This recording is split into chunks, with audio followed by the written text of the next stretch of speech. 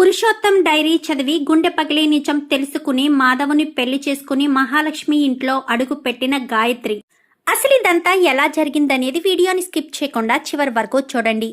పొదరిల్లు రేపటి ఎపిసోడ్స్లో ఏం జరగబోతుందో ముందుగా తెలుసుకోవాలి అనుకుంటే వీడియోని లైక్ చేసి ఛానల్ని సబ్స్క్రైబ్ చేసుకోండి.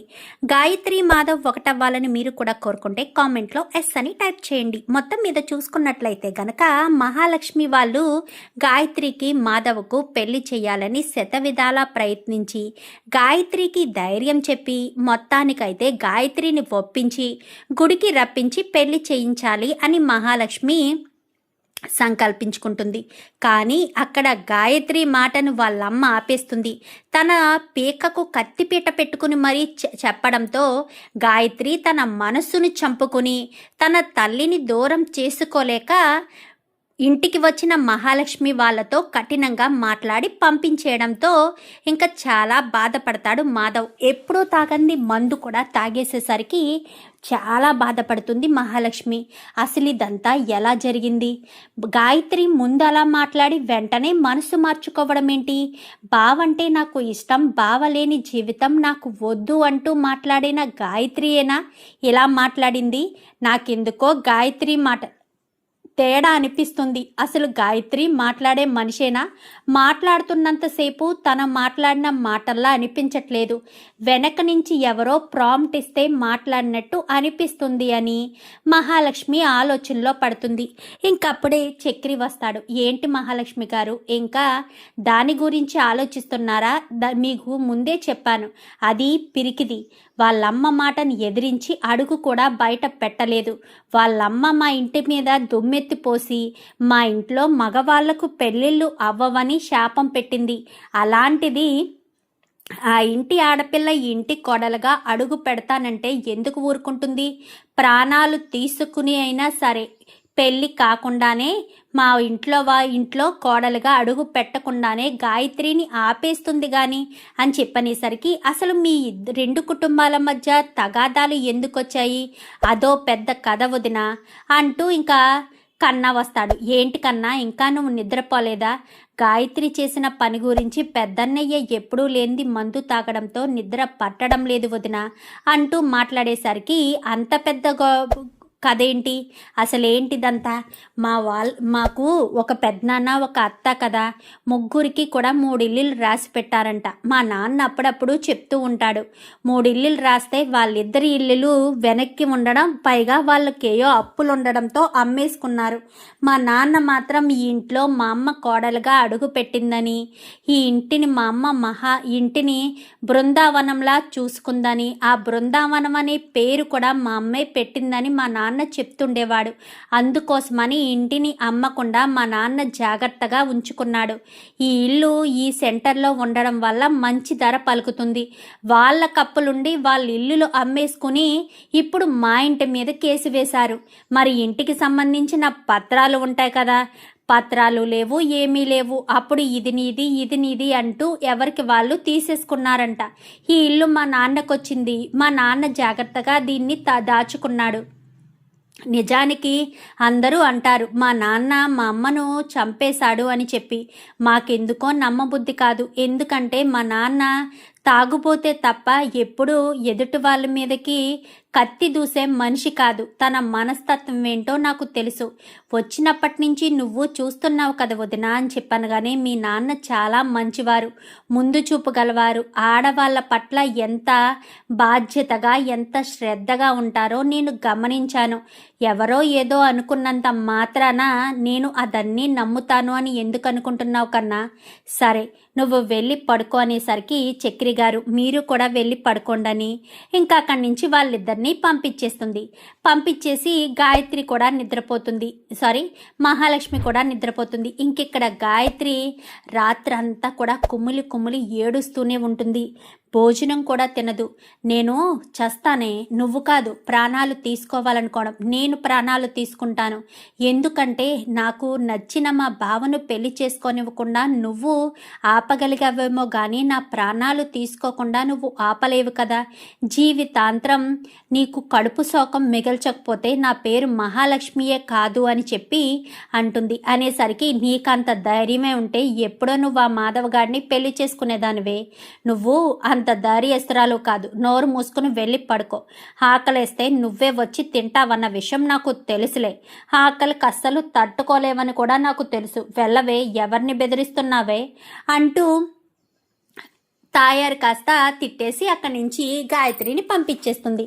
గాయత్రి గదిలోకి వెళ్ళి ఆలోచిస్తూ బాధపడుతూ ఉంటుంది. మరుసటి రోజు ఉదయాన్నే ఆలస్యం చేయకూడదయ్యా, వాళ్ళు పెళ్లి ముహూర్తాలు అన్నారు కదా, ఒక్కసారి మనం వెళ్ళి మాట్లాడేసి పెళ్ళికి కావలసిన బట్టలు అన్నీ తీసేసుకుందామయ్యా అని చెప్పి మొగుడు పెళ్ళాలు కాస్త ఇద్దరు వెళ్తారు. వెళ్ళేసరికి ఇంకా ఇల్లు మొత్తం శుభ్రం చెయ్యి అని చెప్పి ఇంకా తాయారు వెళ్ళిపోతుంది. వాళ్ళ గది శుభ్రం చేస్తూ ఉండగా పైన ఒక పెట్టుంటుంది. పెట్టుండేసరికి ఆ పెట్టిని దించి ఆ పెట్టి కింద ఏయో పుస్తకాలు ఉండడంతో పుస్తకాలు తీస్తుంది. తర్వాత వాళ్ళ నాన్న దుబాయ్ నుంచి తీసుకుని వచ్చిన బ్యాగ్ ఓపెన్ చేసి బ్యాగ్ చూస్తూ ఉండేసరికి బట్టలు అడుగున ఒక డైరీ కనిపిస్తుంది. డైరీ కనిపించడంతో ఇదేంటిది, నాన్నకు డైరీ రాసే ఆలోచన కూడా ఉందా? ఏం రాసుంటాడు డైరీ, ఏం రాస్తాడులే, ఎంతసేపు ఆ కుటుంబం మీద పగ ఎలా తీర్చుకోవాలి అని రాసుంటాడని పక్కన పాడేస్తుంది. పక్కన పాడేసి ఇల్లు మొత్తం శుభ్రం చేసి గదిలోంచి బయటికి వెళ్తున్న సమయంలో మంచం మీద విసిరేసింది కదా డైరీ, ఆ డైరీని తీసుకుని తన గదిలోకి వచ్చేస్తుంది. వచ్చేసి డైరీ ఓపెన్ చేసి చదువుతూ ఉంటుంది. అది ఆ సంవత్సరం, ఇది ఈ సంవత్సరం అంటూ చెప్పుకుంటూ ఏదో అంటే డైలీ రొటీన్ రాయడు, ఇంపార్టెంట్ విషయాలు అవే రాస్తూ ఉంటాడు. రాస్తూ ఉండేసరికి ఇంకా అందులోది ఒక పేజీ ఓపెన్ చేసి చూడడంతో ఒక్కసారిగా షాక్ అయిపోతుంది గాయత్రి. అయితే ఏంటి, నాన్న చేశాడా పని అనుకుంటుంది. ఇంతకీ ఆ పేజీలో ఏముంటుందంటే నారాయణ భార్యను ప్రాణాలు తీసింది ఎవరో కాదు, వాళ్ళ నాన్న పురుషోత్తమే. ఎందుకంటే పురుషోత్తానికి ఎప్పటి నుంచో అక్క వరుస అయినా కానీ నారాయణ భార్య మీద కన్నుంటుంది. అంటే తన మీద మోజుపడతాడు. మోజుపడేసరికి చాలాసార్లు ప్రతిమాలన ఏం చేసినా కానీ నువ్వు నాకు వరుసకు తమ్ముడు అవుతావు అంటూ ఎన్నిసార్లు ఎన్ని రకాలుగా చెప్పినా కానీ అస్సలు వినిపించుకోడు. ఇంకా అదే సమయంలో ఒకరోజు ఇంట్లో ఎవరూ లేని టైంలో బలవంత పెట్టేసరికి, అంటే వీళ్ళిద్దరూ ప్రాణ స్నేహితులుగా ఉంటారు. ఎవరు, నారాయణ భార్య తాయారు ఇద్దరు ప్రాణ స్నేహితులుగా ఉంటారు. ప్రాణ స్నేహితులుగా ఉండేసరికి ఇంకా రోజు గుడికి వెళ్దాం వదినా అని చెప్పనగానే నువ్వు వెళ్ళి వదినా, నాకు నీరసంగా ఉంది అనేసరికి సరే నేను వెళ్తాను, అన్నయ్య కూడా వచ్చే టైం ఉంది కదా అని తాయారు ఒకత్తి వెళ్తుంది. తాయారు ఒకత్తి వెళ్ళడం గమనించిన వాళ్ళ ఆయన పురుషోత్తం ఇంట్లో ఎవరూ లేరని తెలుసుకుని ఇంట్లోకి చొరపడతాడు. చొరపడి తనను అఘాయిత్యం చేసే ప్రయత్నంగానే ఇంకా అటు కొట్టి తిట్టి ఏదో రకంగా అయినా సరే తనని లొంగ తీసుకోవాలి, లోపరుచుకోవాలి అన్న ఉద్దేశంతో కొట్టేసరికి తను కాస్త వెళ్ళి గోడకి తగిలేస్తుంది. తగిలేసి ఇంకా అలాగ ముందుకు పడిపోయి రక్తం కక్కుకుంటున్న సమయంలో ఏం చేయాలో అర్థం కాక ఇంకా కంగారు పడిపోతూ ఉంటాడు పురుషోత్తం. అప్పుడే అక్కడికి నారాయణ వస్తాడు. నారాయణ వచ్చి తన భార్యని పిలుస్తూ ఉండగా ఎంతకీ రాదు. కాళ్ళు కడుక్కుని లోపలికి వెళ్ళేసరికి రక్తపు మడుగులో ఉంటుంది. రక్తపు మడుగులో ఉండడంతో ఇంకా తలని తన ఒళ్ళోకి తీసుకుని ఇంకా పిలుస్తూ ఉంటాడు తన భార్యని. పిలుస్తూ ఉండేసరికి అప్పుడే అక్కడి నుంచి అంటే పక్క గదిలోంచి వచ్చి అక్కడే ఉంటాడు. అక్కడే ఉండి బావా ఏం చేసావు, అక్కని ప్రాణాలు తీసేసావా, అక్క ఏం తప్పు చేసింది బావా, నీ మాటని ఎదిరించినందుకే ప్రాణాలు తీసేసావా అంటూ మాట్లాడేసరికి నేనేం చేశాను, నేనేం చేయలేదు అని చెప్పాను. కానీ మా అక్కను మా బావ చంపేశాడు అనుకుంటూ బయటికి వెళ్ళి ఇంకా గట్టిగా కేకలు వేస్తూ ఉండేసరికి ఏమండి అని మొత్తం విషయం క్లుప్తంగా నారాయణకి చెప్పేస్తుంది. నా ప్రాణాలు పోవడానికి కారణం ఈ పురుషోత్తమే, కానీ తాయారు నేను ప్రాణ స్నేహితుల్లా ఉన్నాము. ఇప్పుడు తాయారు బ్రతుకు ఒంటరైపోతుంది. ఇప్పుడు ఇదంతా చేసింది పురుషోత్తం అన్న విషయం తాయారు తెలిస్తే తాయారు తట్టుకోలేదండి. తాయారుకు తెలియనివ్వద్దండి అంటూ చేతిలో చెయ్యేసి మాట తీసుకుని ఊపిరొదిలేస్తుంది. అదంతా కూడా చాటుగా ఉండి చూస్తాడు పురుషోత్తం. పురుషోత్తం చూసి ఆ బాధను ఇక్కడ ఉండడం ఇష్టం లేక, అంటే ఇంకా కొన్ని రోజుల తర్వాత దుబాయ్ వెళ్ళిపోతాడే కానీ ఆ చావు తనని బాగా వెంటాడుతుంది. అంటే పదే పదే అదే కలలోకి రావడం, నన్ను ఇంత మోసం చేసి నా బిడ్డల నుంచి నన్ను దూరం చేశావు, నా కొడుకుల నుంచి నన్ను దూరం చేశావు అని కలలోకి పదే పదే వస్తూ ఉండేసరికి పురుషోత్తం ఆ బాధను తట్టుకోలేక ఇంకా ఒక డైరీలో రాసుకుంటాడు. ఇదంతా కూడా చదువుతుంది గాయత్రి. ఒక్కసారిగా షాక్ అయిపోతుంది. అంటే మా మేనత్త ప్రాణాలు తీసింది నాన్ననా? చిచి, ఇలాంటి వాడి మాట నేనెందుకు వినాలి? ఇలాంటి వాడి దగ్గర నేనెందుకు ఉండాలి? ఇంత తప్పు చేసిన వాడి దగ్గర ఉండాలా ఏంటి? చెల్లెలు వరుస అయిన దాన్ని ఈ రకంగా వాడుకోవాలని చూశాడా? ఈ రకంగా కన్ను వేశాడా? ఇలాంటి వాడికి కూతురుగా ఉండడం కంటే చనిపోయాను అన్న నింద మోసినా పర్వాలేదు అని వాళ్ళు వచ్చేసేసరికి ఇంకా గబగబా రెడీ అయిపోతుంది.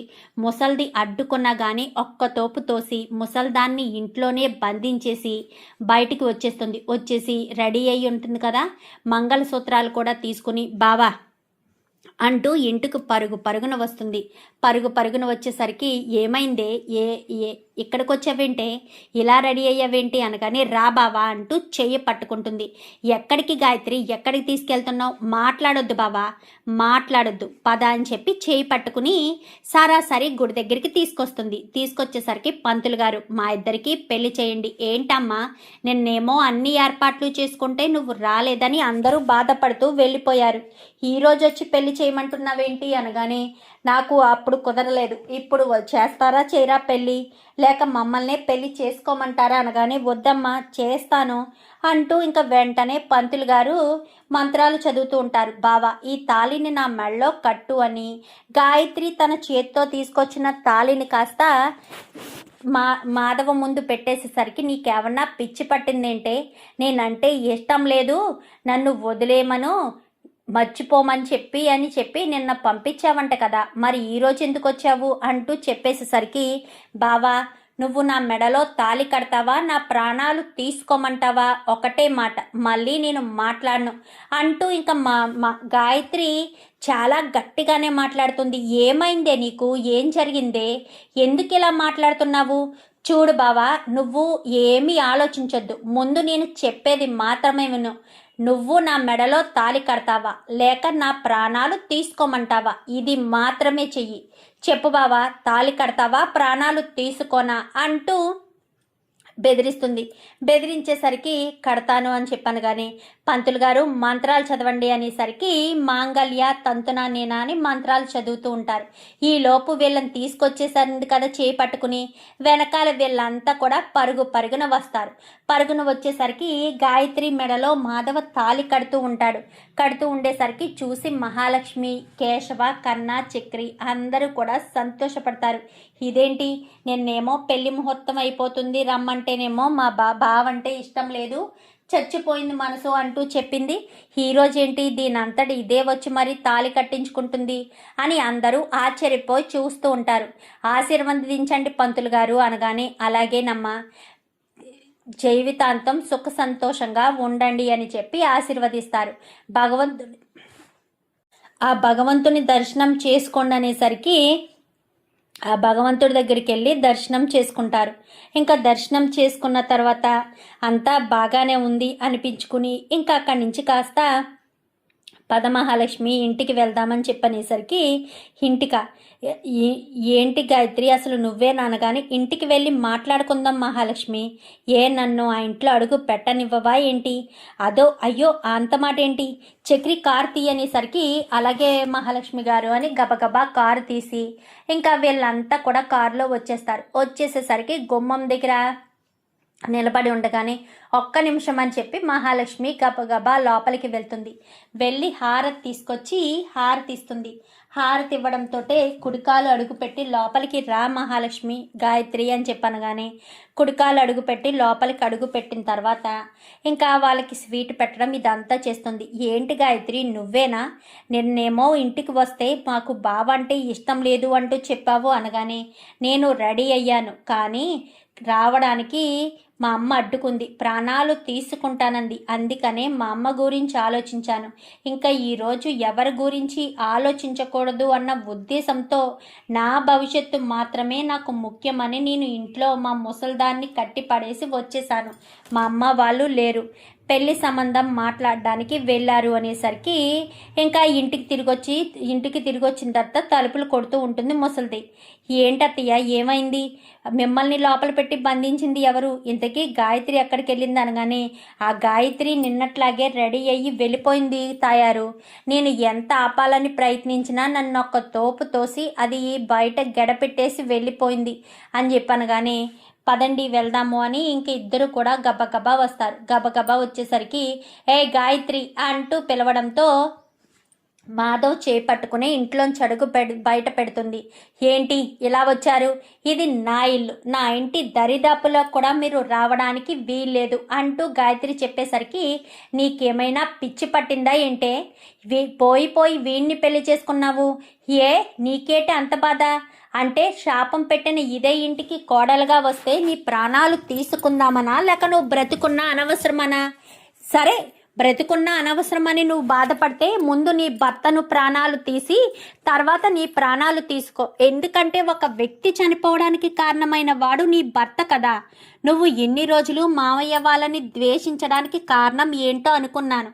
మావయ్యని ద్వేషించడానికి కారణం అత్తయ్య కదా. అత్తయ్య ప్రాణాలు తీశాడు అన్న ఉద్దేశంతోనే కదా మావయ్యని ద్వేషిస్తున్నావు. మరి అలాగా అత్తయ్య ప్రాణాలు తీసింది మావయ్య కాదు, నీ మెడలో తాళి కట్టిన నీ భర్త అన్న విషయం తెలిస్తే నువ్వు తట్టుకోగలవా అంటూ తన తల్లిని ఎదిరించేసరికి ఏం మాట్లాడుతున్నావు? ఏంటి గాయత్రి ఏం మాట్లాడుతున్నావు అనగాని నిన్ను నాన్న అని పిలవడానికే నాకు అసహ్యంగా ఉంది.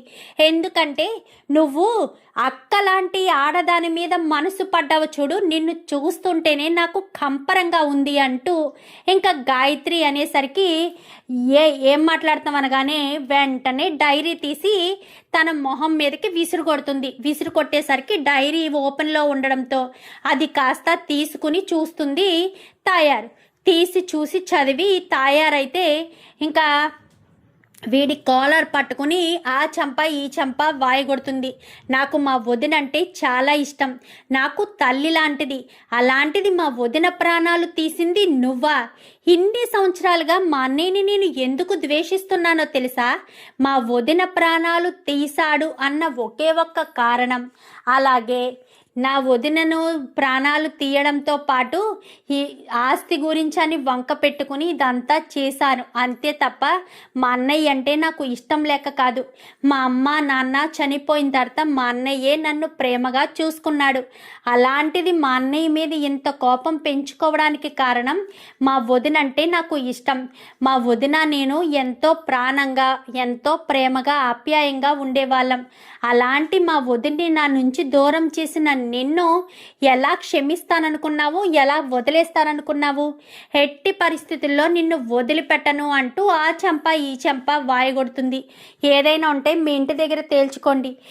నువ్వు నిన్న కత్తిపీట నీ మెడకు పెట్టుకుని చనిపోతాను అంటూ మాట్లాడేసరికి సరే నా తల్లి కోసం నా ప్రేమను చంపుకుందామనుకున్నాను. ఇలాంటి తండ్రి కడుపున పుట్టిన తర్వాత ఈ ఇంటికి నేను అవసరం. ఈ ఇంటి మహాలక్ష్మి ప్రాణాలు తీసిన ఆ ఇంటికంటే ఈ ఇంటి పరువు నిలబెట్టడం నాకు ముఖ్యం. దుమ్మెత్తిపోసిన ఈ ఇంట్లోనే కోడలుగా అడుగు పెట్టాలి అన్న ఒకే ఒక్క కారణం చేత అందరినీ ఎదిరించి మరీ బావతో తాళి కట్టించుకున్నాను. ఇప్పుడు నువ్వేం చేయగలవు? ఇతన్ని మాత్రం ఎట్టి పరిస్థితుల్లోనూ వదిలిపెట్టను. నేను ఇక్కడికి రావడానికి ముందే పోలీస్ కంప్లైంట్ ఇచ్చి వచ్చాను. పోలీసులు కూడా తొందరలోనే వచ్చేస్తారు అనేసరికి పోలీసులు కాస్త వస్తారు. వచ్చేసరికి కంప్లైంట్ ఇచ్చింది అనగానే ఈయన మీదే అని చెప్పనగానే మా మేనత్త మీద కన్నేసి ప్రాణాలు తీశాడు. పాపం మా మావయ్య మీదకి ఆ నేరం నెట్టేశాడు. దానికి సాక్ష్యం అతను రాసుకున్న డైరీ. ఇదిగోండి చూడండి అంటూ డైరీని కాస్త ఇచ్చేసరికి ఈ ఒక్క డైరీ చాలు, ఈయన చాప్టర్ క్లోజ్ అయిపోయినట్టే, అరెస్ట్ చేసి తీసుకుపదండి అని చెప్పి అరెస్ట్ చేసి తీసుకుని వెళ్ళిపోతారు. ఇంకా అక్కడే కూర్చుని కుమ్ములి ఏడుస్తూ ఉంటుంది. ఇంకా ఏడుస్తూ ఉండేసరికి తండ్రి దగ్గరికి వెళ్ళి అమ్మ చెల్లమ్మ అంటూ ఇంకా తనను పైకి లేపేసరికి అన్నయ్య అంటూ గుండెలకి హత్తుకుంటుంది. నన్ను క్షమించన్నయ్య అనగానే నువ్వేం తప్పు చేసావమ్మా, తప్పు చేసింది నీ భర్త తప్పు చేస్తే నువ్వు తప్పు చేశాను అని ఎందుకు ఫీల్ అవుతున్నావు, నువ్వు ఎప్పటికీ అలా ఫీల్ అవ్వద్దు అని చెప్పి ఇంకా నారాయణ కాస్త దగ్గరికి తీసుకుంటాడు. క్షమించన్నయ్య అనగాని వదిలేసే అన్న అనేసరికి ఇక మీదట నీ కూతురుతో పాటు నువ్వు ఇక్కడే ఉండమ్మా, నా కొడుకుల్ని చూసుకుంటూ అనేసరికి అలాగే అన్నయ్య అని చెప్పి ఇంట్లో అడుగు పెడుతుంది తాయారు. ఇంకా మహాలక్ష్మి, తాయారు, అలాగే గాయత్రి ముగ్గురు కూడా చాలా సంతోషంగా ఇంటి పనులన్నీ కూడా తాయారే దగ్గరుండి వంటలు అన్నీ కూడా తాయారే చూసుకుంటుంది. ఒరే అల్లుడు, నువ్వు పనికి వెళ్ళి తిరిగి రావడం వరకే ఇంట్లో వంట పని ఇంటి పని అన్నీ నేను చూసుకుంటాను, అర్థమవుతుందా? నేను చూసుకోలేకపోతే మా అమ్మాయి చూసుకుంటుంది, అంతేగాని నువ్వేమీ ఇలాంటి పనులేమీ చెయ్యొద్దు, అర్థమవుతుందా? నువ్వేదైనా పని చూసుకో, లేదా ట్రిప్స్కి వెళ్ళొచ్చి